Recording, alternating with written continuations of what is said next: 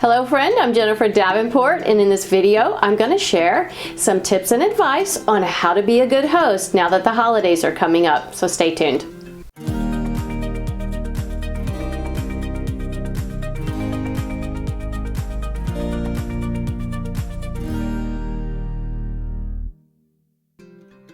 Before I jump into this, I want to give you my biggest piece of advice. And that is, you can have a perfectly clean house. You can have the most perfect, scrumptious meal and still not be a good host. And the reason is because if you make it about you, you're not being the best hostess. So what do I mean by that? When I was first married, I had one of my first dinner parties. And I was going to go vacuum the carpet. And back then our carpets were pretty thick, so you could see the carpet lines, the vacuum lines. When I went to turn my vacuum on, it wouldn't turn on. You know what I did?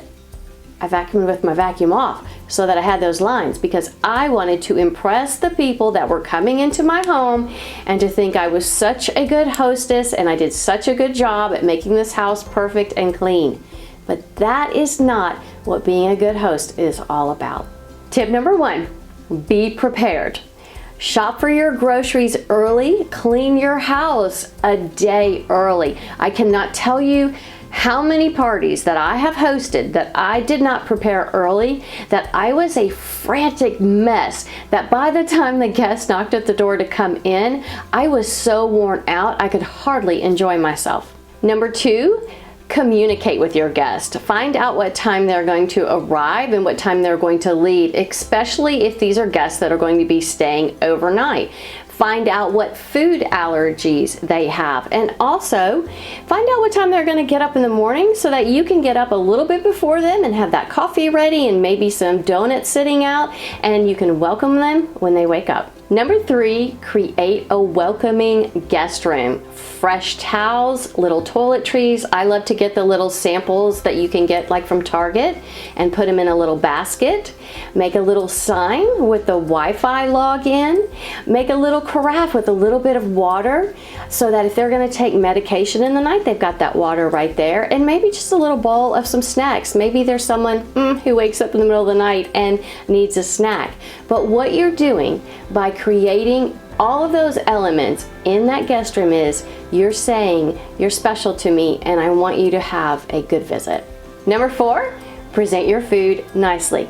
Now, listen, I go to the store or bakery. It doesn't have to be homemade, but when I say present your food nicely, take it out of that package and put it on a plate and make it look lovely. Listen, people care that you're taking care of them and that you do have food that they eat more than they care if you can say, yes, I made that all by myself and from scratch. It's all about presentation.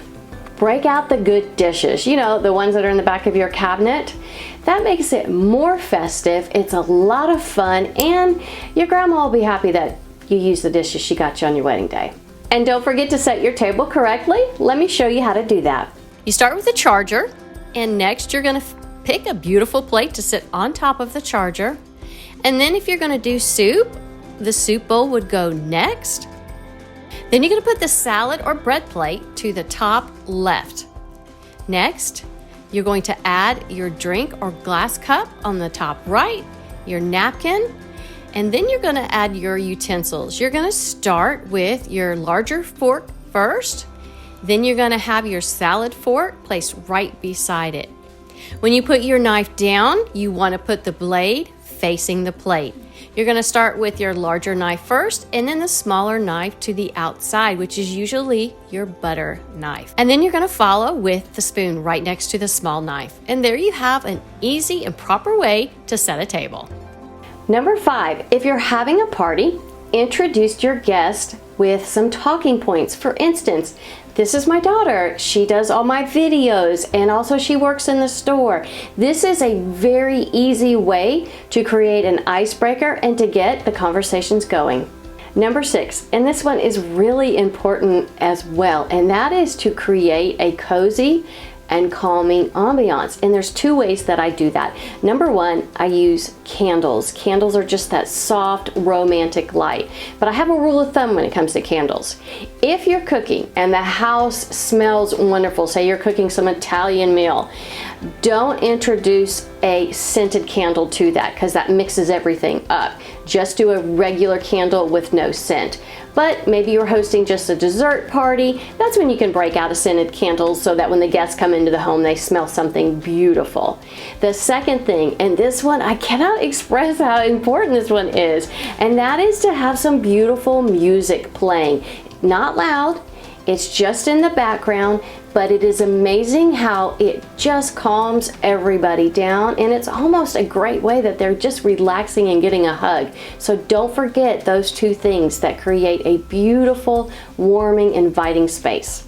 Number 7 is to put your pets away. Now, most of you who have been watching me for years know I have 2 little dachshunds, Emma and Molly, but I never leave them out when I'm having company because there's nothing more annoying for a guest to knock at the door and the dogs are barking and jumping all over them. Not everybody is a pet person, so put your pets up. Then if your guest asks that they want to see them, then that's time for them to come out. Number 8 is be present. Boy, we could use that advice in every avenue of our life, but it's very important when you have a party. If you're in the middle of a party and you start cleaning up the dishes, you know what that tells your company? That tells your company that that's more important than being with them. Those dishes can wait. Be present and enjoy the evening. Well, I hope these tips were helpful. I would love to hear what tips you have when it comes to hosting. We could all learn so much more. If you haven't subscribed to my channel, make sure to do that and hit that bell. It'll tell you when I have a new video out. And we've got some Christmas videos right around the corner. Have a great day.